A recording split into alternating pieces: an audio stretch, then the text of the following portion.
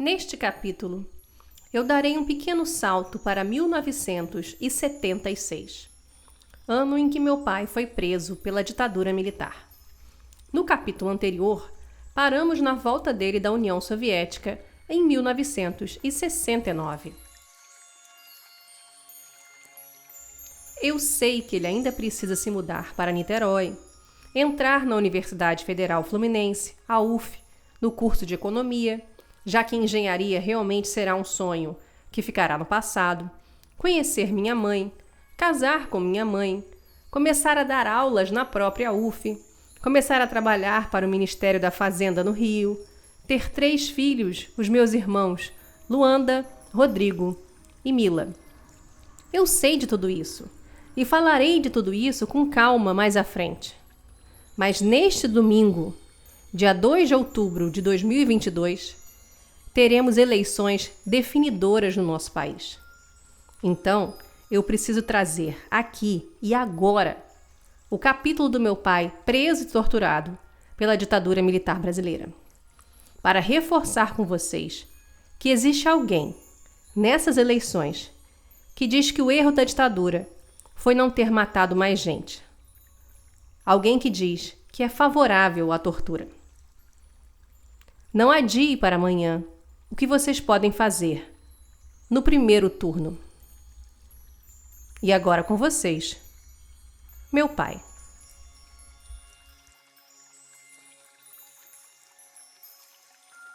Eles tentaram me prender na rua lá de casa, nós morávamos. Quando? Foi em dezembro para janeiro, dezembro de 75 para janeiro de 76, e uma das vizinhas que morava bem, a senhora Carmen, se não me engano, sabe essa história bem, a senhora Carmen, que já havia tido um filho, sei que uma confusão qualquer, ela percebeu um movimento estranho e percebeu que os caras ficaram mais assim elétricos quando eu estava saindo de casa. Ela disse, vão pegar o Ayrton. Aí eu ia saindo com uma pessoa, aí vieram mais gente, ela própria veio, eu sei que quase que uma romaria de lá do fundo da rua, e os caras se mandaram, os caras que estavam esperando se mandaram. E quando a gente vai, aquela rua tem um duplo S, né? Quando a gente ia saindo, ela disse, olha, eles estão lá do outro lado, eles estão aí, são aqueles ali. Aí eu, afoito como danado, faço como que ia direto em direção aos caras, né? Aí os caras entraram no carro e se mandaram. Os caras devem ter dito, o cara bem maluco, né? Tem maluco e o cara tá afrontando a gente. Não tem medo da gente, não.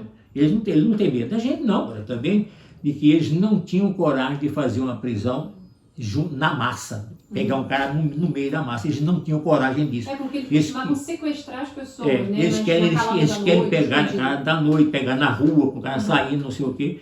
Então eu difundi esse negócio. Você dizia, quero ver me prender na praça 15. Não, eu não dizia assim, eu dizia assim, eles não têm coragem de prender em público, até que a situação política do país não está boa para eles, né? A situação caminha para uma situação em que a ditadura se enfraquece de alguma forma, e eles não estão dispostos a ter esse ônus político de prender no meio da massa. Foi justamente, eles caíram no meu ponto. Quer dizer, eu também caí, né? Mas eu caí justamente, eles me prenderam na Praça 15, na hora do rush, vindo para cá, né? Eu ia com a minha capanga, essa capanga que eu jogava comigo, aí chegaram os 3... de manhã, você estava indo para o trabalho do CIP, né? Chegaram uns 3 ou 4 caras e disseram assim, moço, por favor, nos acompanhe. Você acompanha os senhores, os senhores quem são? Isso não quer saber. Eu digo, nada disso. Aí eu comecei a falar alto, né? Um vozeirão, você sabe que eu quando quero. Aí comecei a falar bem alto, ele disse, cala a boca, uma conversa, vocês vieram aqui me prender, cadê o documento do juiz autorizando a minha prisão? Mostrem. Não, mas você está carregando droga nessa. Porra nenhuma, aqui não tem droga alguma, isso aqui não é droga, são meus documentos, estão vendo aqui, ó, meus documentos? Aí joguei os documentos assim para o alto, todos os meus documentos. E tá, que o meu nome era Ayrton de Albuquerque Queiroz, e que eu era funcionário do Ministério da Fazenda, era assessor do ministro Mário Henrique Simonsen, é certo? Eu trabalhava com ele no 10º andar do Ministério da Fazenda, era também coordenador do curso de Economia da UF e trabalhava no Conselho Interno. Tudo isso eu dizia gritando.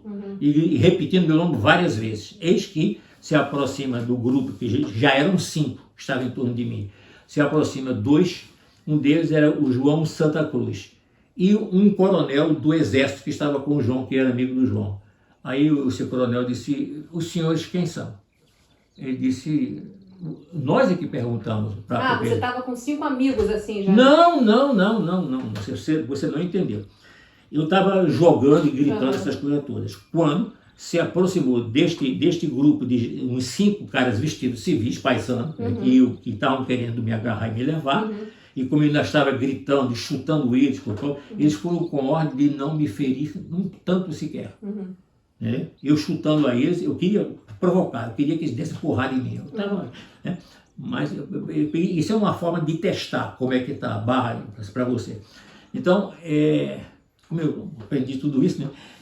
Aí eu só sei que esse coronel, né, chega lá, tira do bolso a carteira, aquele distintivo militar do exército postal. Ou seja, um coronel que viu a confusão. O coronel, a confusão, ele estava com o João Santa Cruz, né? E o João Santa Cruz trabalhava no 11º andar do Ministério da Fazenda, ele me conhecia, né? Esse coronel não me conhecia, mas estava com o João, era amigo do João. Aí esse coronel mostra o distintivo dele, se eu sou o coronel do exército fulano de tal.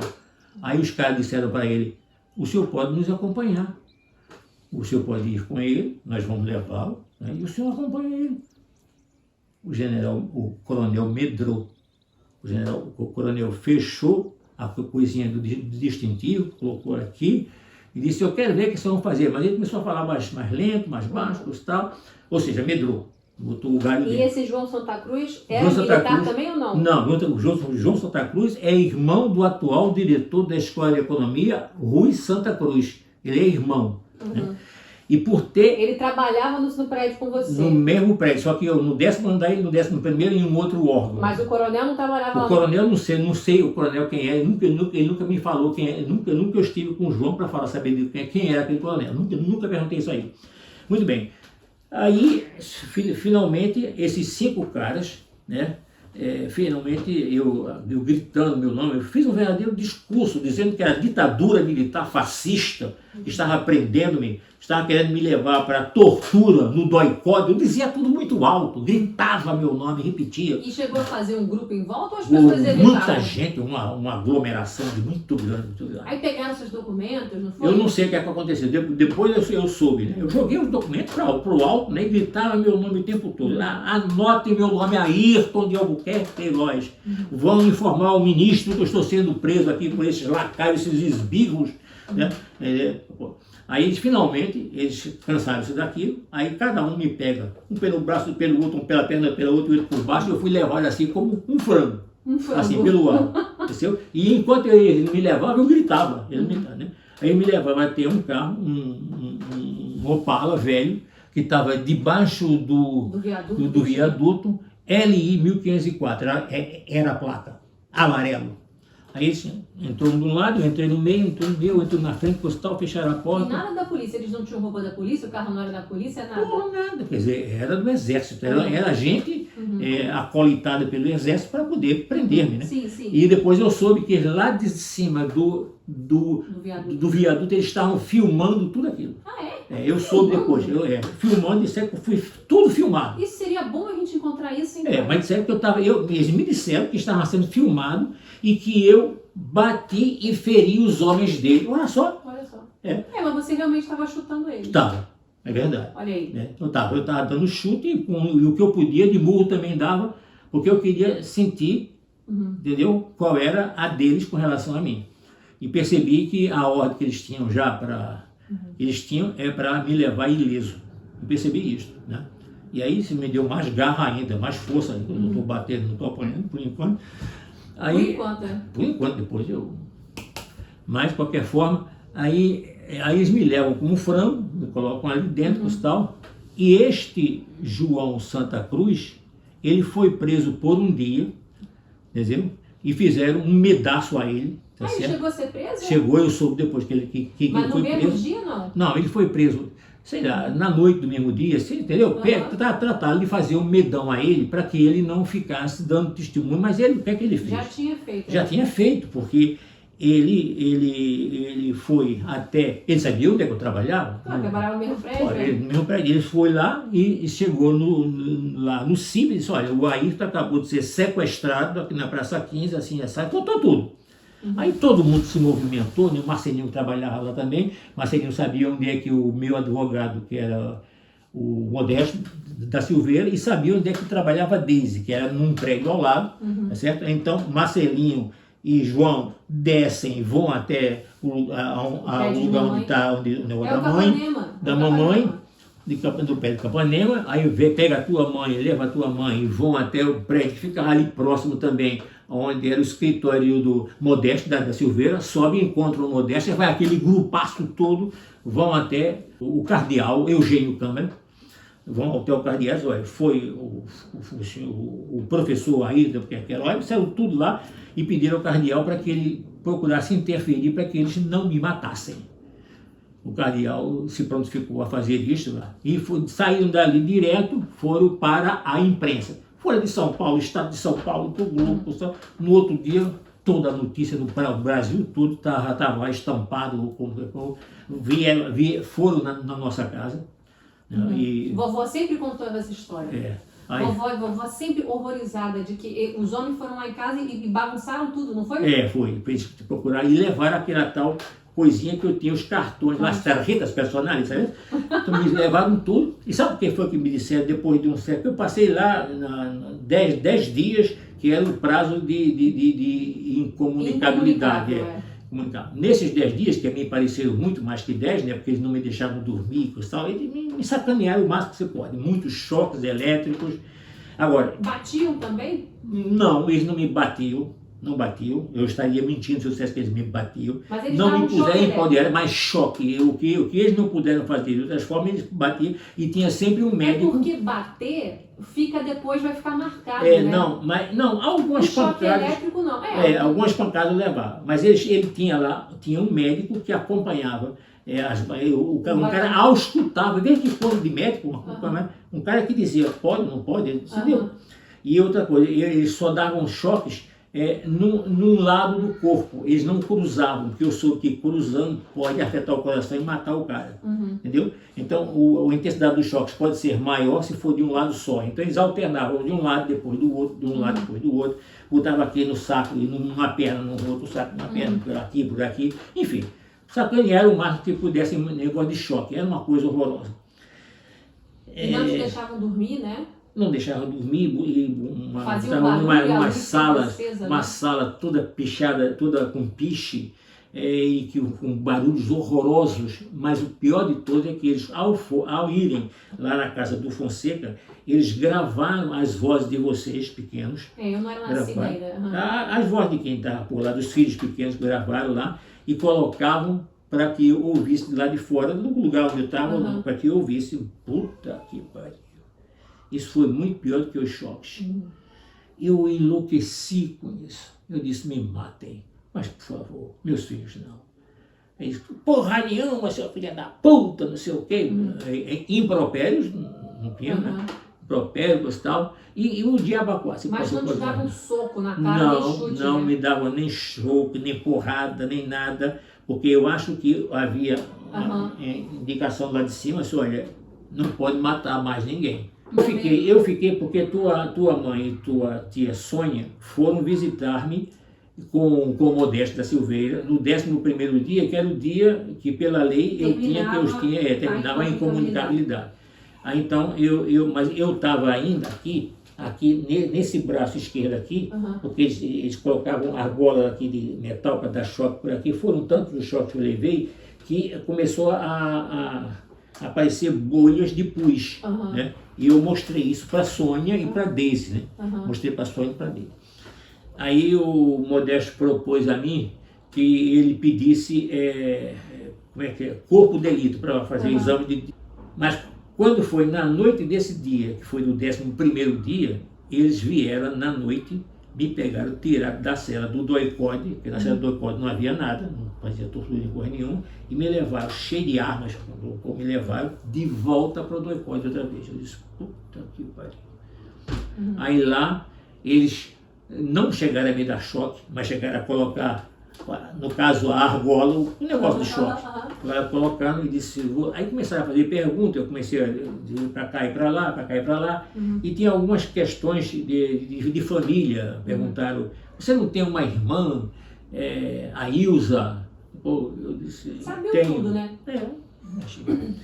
Eu disse, mas ela não tem nada a ver com isso, esse medo. E uma das exigências que eles fizeram a mim é que eu dispensasse o Modesto da Silveira. Eles detestavam o Modesto. O Modesto era muito inteligente, né?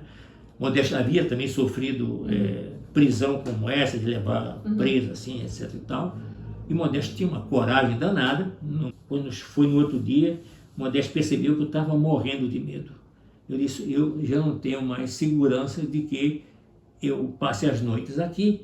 Eu acho que eles me trazem durante o dia e podem de noite me levar para lá. Quase que chegaram a me dar choque, não me deram, mas vou colocar aqui, tal. Ele percebeu que eu estava com muito medo. E como é que é essa história de ir e vir? Você ia para o DOI-CODE, mas depois eles te levavam de volta? Me levavam de volta de madrugada, eles me levavam de madrugada, de volta. De volta para onde? Para o DOPS, que fica na Rua da Relação. E vinha de onde? De uma delegacia do DOPS, do DOI-CODE, que fica na Barão de Mesquita, na Rua Barão de Mesquita, na Tijuca, onde fica o quartel da PE. O DOI-CODE fica no quartel da PE. Tá bom. Aí te levavam para o DOPS. Eles me levaram para o DOPS na madrugada do 11º dia, que era onde eu tinha que aparecer. Né? Mas na noite desse mesmo dia eles me levaram de volta porque eu estava com o Modesto, né? E que eu mostrei. Eles Ou seja, o correto é que você estivesse no DOI-CODE e não no DOPS. Me explica qual é a diferença de um para o outro. Por que os dois existiam? O DOI-CODE era o órgão encarregado de tortura, entendeu? E às vezes de assassinato. E o DOPS? O DOPS, no passado, quando não existia DOI-CODE, era no DOPS que isso acontecia, a tortura. Que era uma tortura ainda artesanal, de porradas, arrancar a unha. O de sempre, né? O de sempre, o comum. Né? E esse científico não, esse científico era outra coisa. O meu medo maior era eles me buscarem à noite, tirar a minha tranquilidade, porque eu estava no DOPS, eu estava tranquilo. O DOPS era um paraíso. O DOPS, quer dizer, nessa altura dos acontecimentos, era um paraíso. Né? O DOPS ficava onde? Na Rua da Relação. A Rua da Relação, num prédio velho, eu posso te mostrar, tem no Google você pode ver como é que é. Na Rua da Relação, naquelas ruas do Rio Antigo. Do Rio Antigo. Na Rua da Relação. É o velho prédio do DOPS que fica lá. Né? No mesmo lugar, não mudou nada, está tudo no mesmo lugar. Né? Então, eles me levavam para à noite, quando caía a noite, eles iam me buscar lá no DOPS e levavam para o DOI-CODE.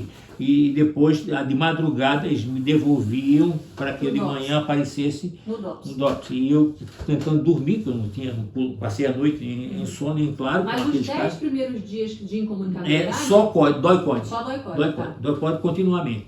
E de uma forma tal que eles ligavam, eles deviam gravar o jornal nacional, sabe? Para que eu me confundisse na contagem dos dias. Que eles deviam saber que eu sabia que o prazo para incomunicabilidade seria 10 dias. Né? Na medida que eles conseguissem fazer com que eu sentisse que estava a mais de 10 dias, era para entrar em desespero, porque eu sabia que eles não iam me soltar, que eles iriam me matar, alguma coisa assim.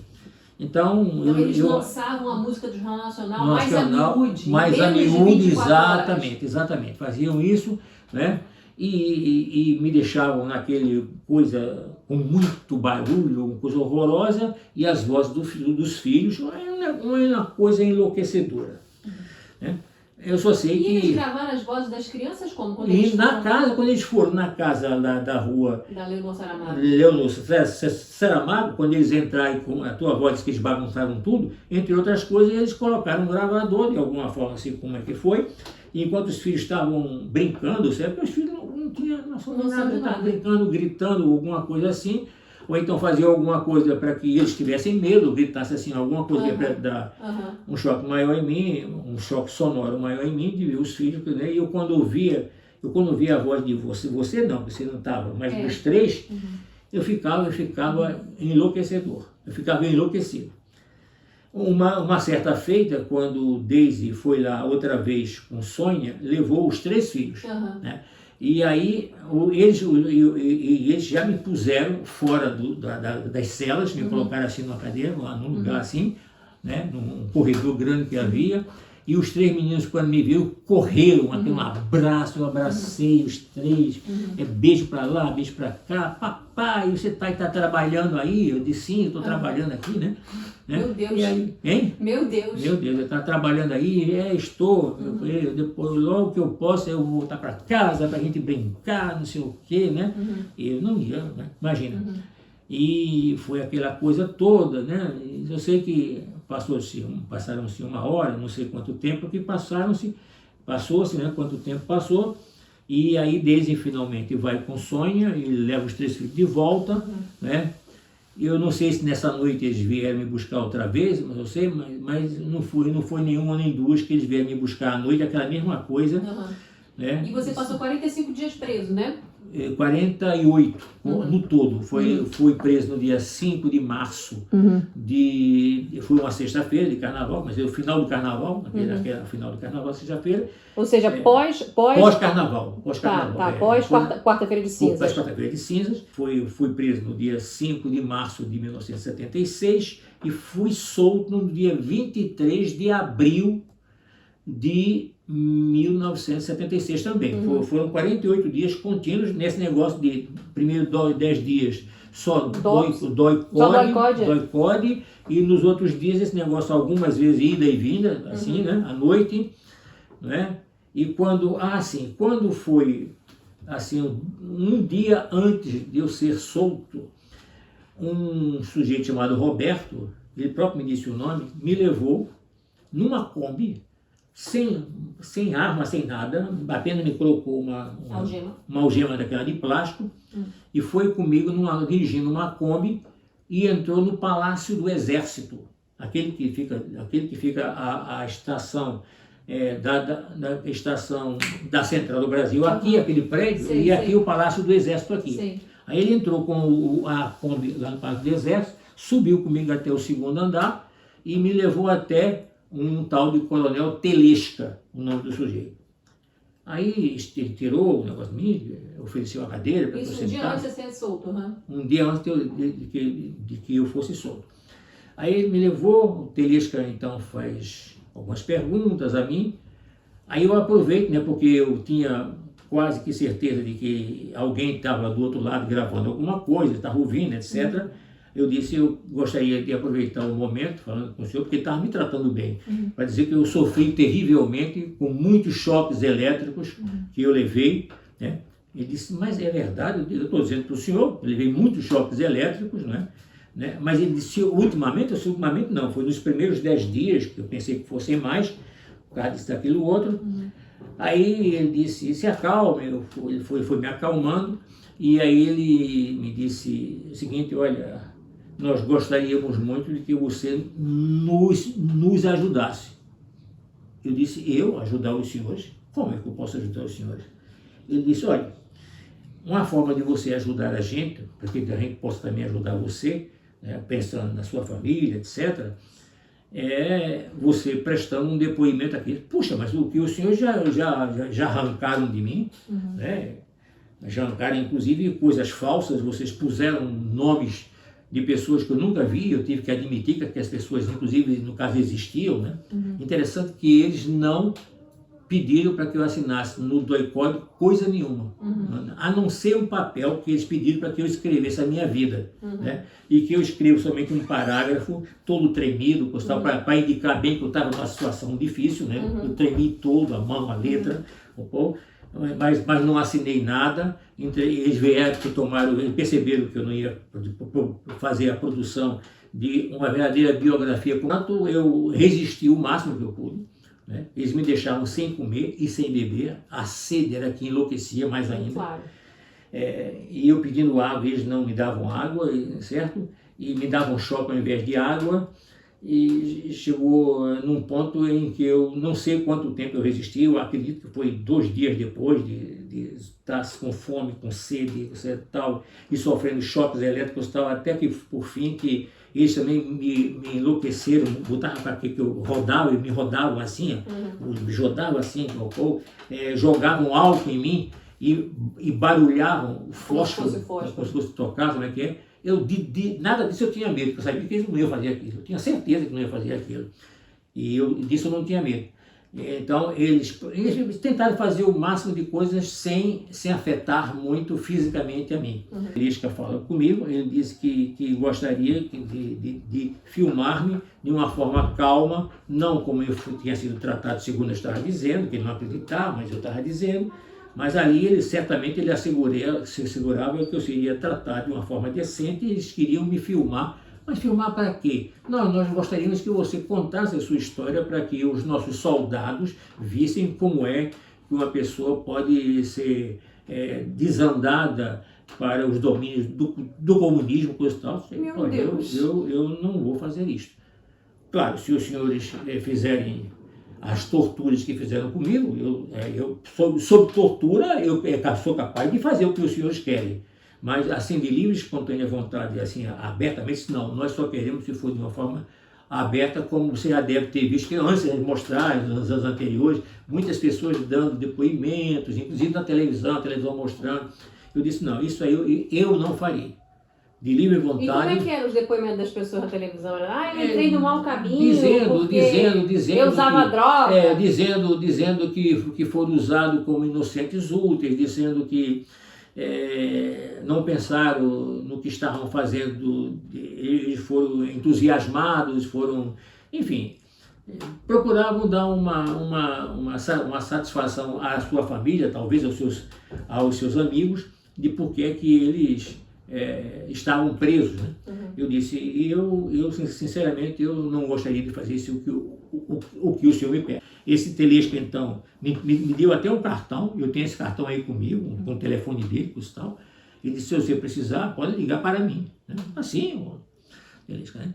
Aí entra um general, quase 2 metros de altura, dizendo, esses comunistas, eles só querem mesmo se apropriar das coisas, da riqueza, que eles não produzem nada, só querem expropriar dos ricos, porque se houver alguma revolução aqui nesse país, que não vai haver, mas se houvesse alguma, vocês todos iam querer morar nos apartamentos da Vieira Solto, de expropriar. Mesmo assim, o cara baixo nível, sabe, tosco, general do exército. Tosco. Qual menino diria isso? Claro que não, precisa respeitar, né? Então esse cara ficou falando, aí daqui a pouco entra-me um civil, né? E que se apresentou a mim como professor Boaventura. Eu já o conhecia de nome. Ele escrevia, inclusive, artigos na Folha de São Paulo. Era um direitista e era um dos assessores políticos ideológicos. Fazia o que o Olavo Carvalho está fazendo com o entendi. Esse cara foi lá. Então, mandaram então o Boaventura para falar comigo. Olá, professor, tudo bem? Eu sou o professor Jorge Boaventura, coisa assim. Eu disse, bom dia. Ele disse, eu vim aqui conversar com você, posso? Não. O senhor está vindo, né? Eu estou preso, o senhor está entrando aqui, eu vou negar uma conversa com o senhor, é até melhor conversar, no caso, um professor. Ele disse, pois eu gostaria de conversar com você sobre a dialética. Muito bem. Eu disse, o senhor acha que eu estou em condições emocionais, espirituais, para conversar com o senhor sobre isto? Tem croquete? Tem amendoim? Tem cerveja? Tem não, vinho? ele disse, não, porque eu gostaria de mostrar para você, alguns argumentos que eu creio que você nunca tenha levado em consideração. Imagino, deve ser. Ele disse, por exemplo, o senhor sabe que a dialética, o senhor sabe mais do que eu, que o senhor vive lidando com isso, o senhor sabe que a dialética, ela trabalha com a ideia de contrários. Eu vendo. Ele disse... Muito bem, o senhor não é tão burro, não. E os contrários não são, como vocês dizem, que a contradição é a mola que move o mundo, né? De maneira nenhuma, o que move o mundo não é a contradição que existe nas coisas, como o senhor, inclusive, diz, né? O senhor crê nisso, né, que é a contradição. Eu digo, professor, siga dizendo que é o que o senhor, a mensagem que o senhor tem para mim. Diga aí, vai. Aí ele começou a dizer, vamos a um exemplo prático. Ele, por exemplo, a galvanização. Eu sei que o senhor sabe que o senhor fez engenharia, né, quase terminou, né? Isso vocês não deixaram que eu terminasse. Isso, eu não tenho nada a ver com isso. Pois é, mas o senhor, de alguma forma, sabia o que é o processo de galvanização. Eu disse, sei, sim, senhor. Ele disse, a gente põe um polo na água, um polo de uma lâmpada ligada, o outro polo essa água limpa, totalmente limpa, e à medida que vai se acrescentando o cloreto de sódio, vai havendo a dissolução e facilitando a passagem da corrente elétrica que possibilita que se ligue uma lâmpada elétrica, que uma lâmpada se ilumine com a passagem dessa corrente por dentro d'água. Esse processo que pode, através dele, se galvanizar vários metais, que são os polos contrários que possibilitam que a corrente elétrica se dê, e assim como a corrente elétrica, todos os demais fenômenos da natureza se dão pela contradição. Isso é apenas um exemplo que vocês dão muito. Eles dizendo que eu dava muito esse exemplo. É verdade. Aí ele disse, pois você veja, o que de fato existe aí não é uma contradição, não é uma contrariedade entre os dois polos, mas sim uma cooperação, que vocês chamam de contradição. Num dos polos existe o anodo, no outro polo, ao contrário, aí ele disse, ao contrário, ele usou a expressão, ao contrário se está o catodo. Eu disse, olha, veja só, o senhor observou o que o senhor acabou de dizer para mim agora? Por quê? Que eu estou falando dos polos. Pois é, o senhor usou a expressão que num polo está o anodo e no outro polo, ao contrário, o senhor que usou essa expressão. O senhor disse, no outro polo está o catodo, e que atrai o outro, faz com que, com a dissolução do cloreto de sódio, haja a passagem da corrente elétrica que ilumina. Isso é um exemplo de um movimento que na natureza ocorre pela contradição, porque tem forças contrárias. E o senhor citou, não fui eu que disse, foi o senhor que disse. Ao contrário, o senhor veja, o senhor que tem todo o cuidado, né, ao tentar, inclusive, doutrinar a mim. No Palácio do Exército. No Palácio do Exército. Né? Meu Deus! O senhor usou a expressão ao contrário. Essa expressão reflete bem o que ocorre e mostra que o senhor é um homem inteligente, e por ser inteligente o senhor apreende corretamente o que a natureza faz. Ele se levantou e saiu. Foi só isso? Foi. Eu disse, eu estou fodido porque que o cara... situação! Eu disse, eu estou fodido. E o coronel do Exército olhando tudo isso e falando não, o quê? O Telesco já tinha saído. O Telesco, de alguma forma, deu sinal de que ele poderia entrar, que ele estava saindo, para deixar-me a sós, para um professor com outro, professor universitário com professor universitário. O que eles esperavam com esse outro professor? Não que eles sei. fizessem a cabeça? Não sei, é possível. não sei. O cara quis me doutrinar de que a contradição não existe. Aí ele se levanta, ele não me diz nada, ele se levanta certamente com ódio, né, de ter deixado, deu uma deixa para mim, para que eu pegasse ele pelo pé, e ele se levanta e sai, não se despede, não diz nada contra mim, mas sai. E eu fico sozinho ali, né? A outra, aquele general lá, também tinha saído, eu fiquei sozinho. Aí, de repente, o Telesca volta, entra na sala e disse, Ayrton, você pode me acompanhar? Pô, não. Vamos aqui para isso, né? Aí eles me levam até um imenso salão, que lá no fundo, assim, bem grande, tinha um mapa-mundi gigantesco, imenso, e que eu fiquei deslumbrado com aquele mapa-mundi. Aí eu me levantei, eles não deixaram me levantar, mas eu me levantei, e quase que eu me aproximo do mapa. Né? A Telesca disse, Ayrton, você é para ficar sentado. Eu disse, né, que é lindo. Eu falei assim, né? Aí, de repente, começam a entrar gente cheia de estrelas. Muita gente cheia de estrelas. Que situação surreal, né, pai? Parece sonho, né? Olha, ficaram assim, vários de um lado e vários do outro. Deviam ser coronéis ou generais, porque eram muitas estrelas, alguns com uns troços assim, uns cordões. Bonito, adoro aquilo. Lindo aquele troço, né? E eu disse, porra, eles vão me matar, não é? Porque, para que essa banda de generais e oficiais, né? Só tinha gente estreladíssima, né? Aí, de repente, entra um tampinha. Um tampinha, meu Deus, na sua altura. Puta assim. que pariu. Nesse momento, são os piores, aqueles caras que... Não, só entrou um tampinha.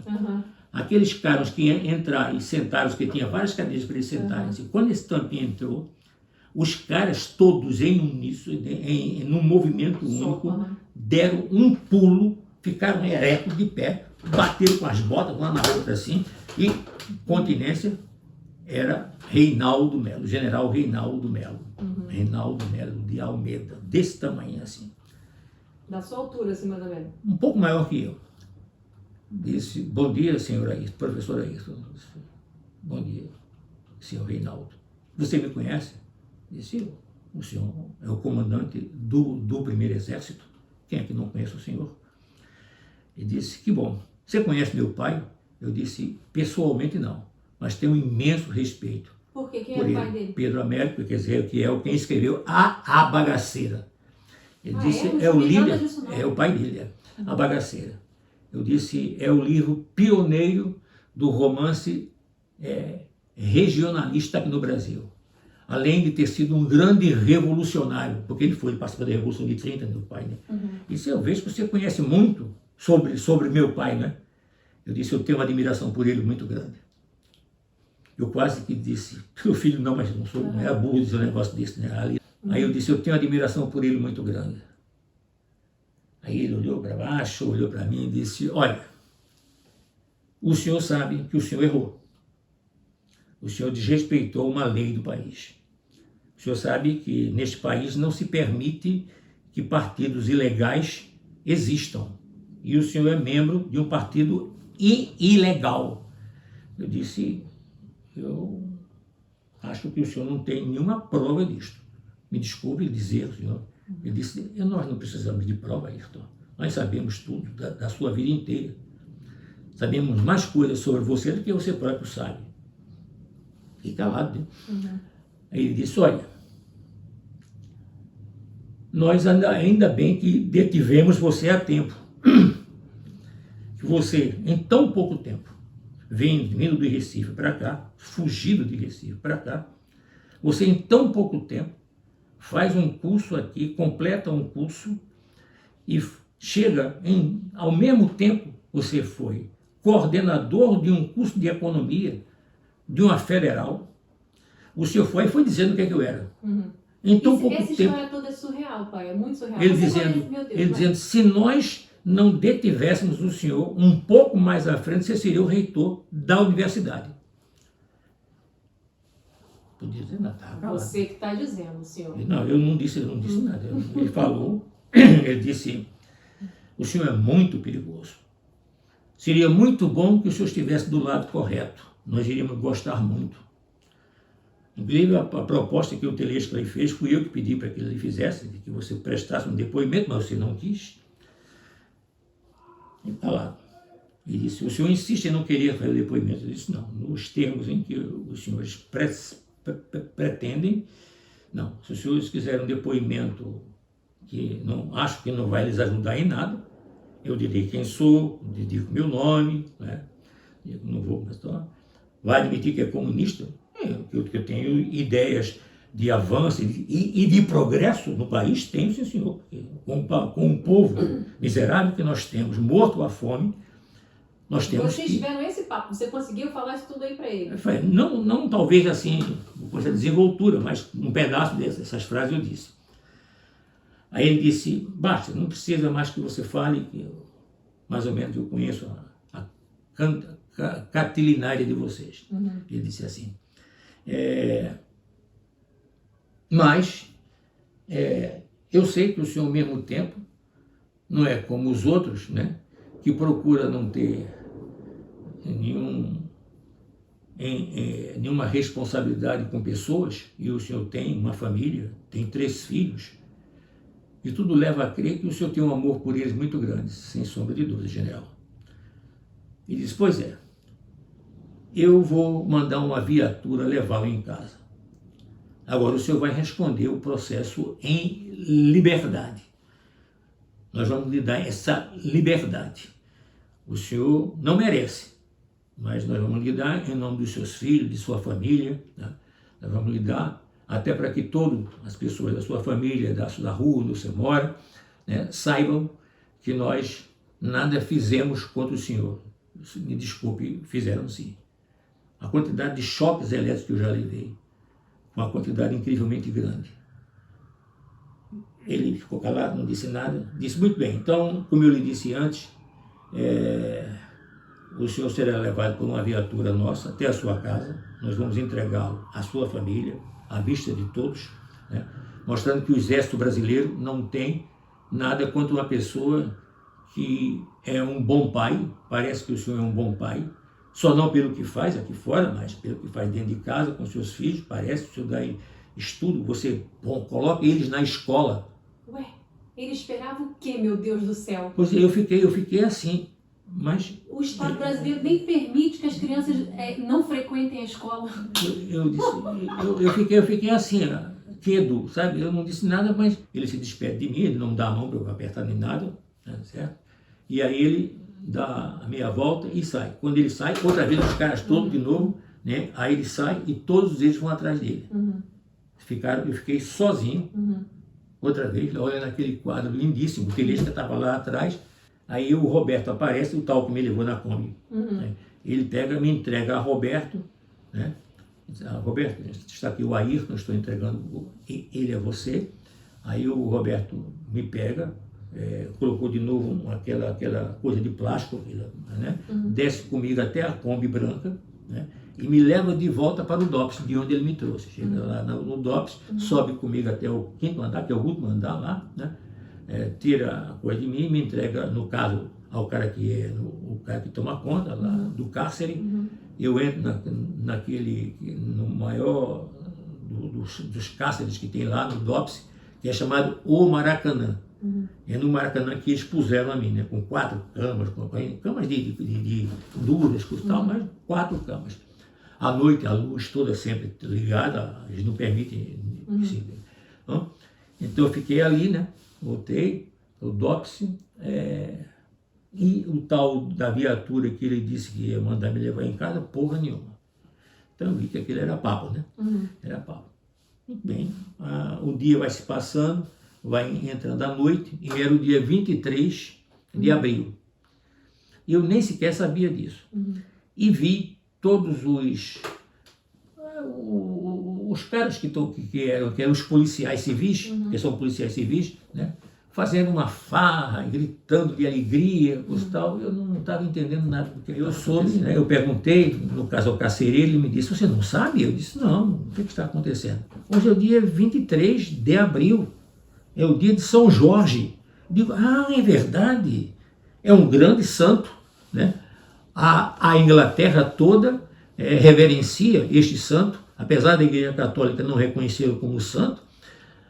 A Inglaterra inteira reverencia São Jorge, né? É um nome muito comum, é um nome em inglês muito comum, George. Né? Ele diz, pois é, hoje é o dia dele, né? Você devia dar graças a ele. Eram mais ou menos umas 10 horas da noite, aí vem um sujeito, 2, não recordo se era 1 ou 2, abre lá o Maracanã, diz, Ayrton, você está solto. Pode ir para sua casa, que você está solto. Eu pensei que a tal viatura, que o Reinaldo Melo de Almeida... Ia me levar em casa? Ia me levar em casa, mas eu não citei nada disso, eu né? Ia estar em casa? Eu disse, mas eu estou solto, mas cadê o alvará de soltura? Porque me advertiu o pessoal do partido, né, que tem experiência, disse, nunca saia de uma prisão, nunca entre, procure evitar entrar sem que haja uma assinatura de um juiz de direito que tenha decretado a prisão. E não Essa eu não tive, eles não me deram, me levaram na marra. Foi um sequestro meu. Mas na saída eu pedi o alvará de soltura. Porque senão parece que você fugiu e eles dão um tiro pelas costas. Exatamente. E era de noite, aquilo era tudo escuro, aquela zona do Rio de Janeiro é muito escura, né? O prédio, Senhor, inclusive... eu não posso sair amanhã de manhã, não? Não, eu não perguntei isso. Ele disse, não, você está sendo solto, inclusive em homenagem a São Jorge, o cara que trouxe.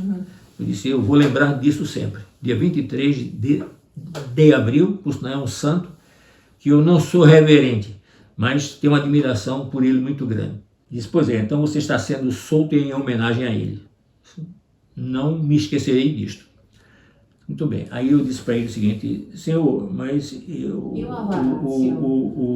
o general Reinaldo, eu fui levado até os pela manhã, ele disse que uma viatura militar iria levar-me até minha casa. Ele riu. Disse, você acreditou? Se um general, o comandante do primeiro exército, me diz isso na frente de vários generais que vai fazer assim, por que eu iria desacreditar no comandante do primeiro exército, que disse na frente de vários generais e coronéis, que deve ser o pessoal que faz a entourage dele, que iria uma viatura ia levar-me em casa, por sinal, porque eu estou perguntando não só porque seria mais conveniente se acontecesse isso, né? Mas em não sendo, eu não tenho sequer dinheiro comigo, não tenho nada. E o alvará de soltura também seria interessante, né? Aí eu disse mais adiante para ele, disse, os documentos seus você jogou para cima. Eu disse, e os senhores recolheram eles? Isso eu não sei. Não sei de nada sobre os seus documentos. O senhor jogou para cima. Na certa, o senhor não queria os seus documentos. Não disse nada.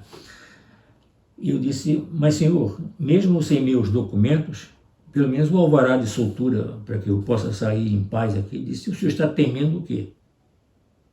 Eu disse, porque se eu saio de uma prisão sem um alvará de soltura, ele disse, mas o senhor não estava preso. Eu disse, como? Ah, não estava não? Ele disse, mas o senhor não estava preso, o senhor nunca foi preso. Eu disse, mas como eu nunca fui preso? Estou há 48 dias preso, passei 10 dias no doicode. Quem está dizendo é o senhor. O senhor tem um comprovante, um documento. O senhor nunca foi preso. Mas você não assinou o negócio lá no DOPS, pai?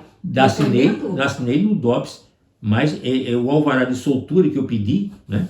Ele disse que não tinha alvará de soltura porque eu não fui preso. Mas se você deu algum depoimento no DOPS, é porque você estava preso? Não, eu posso ter assinado sendo chamado para depor e assinado aquilo ali no documento que o depoimento que eu dei, não se diz que fulano de tal que se encontra recolhido, preso, não se diz isso. O professor aí não quer que não, entendeu?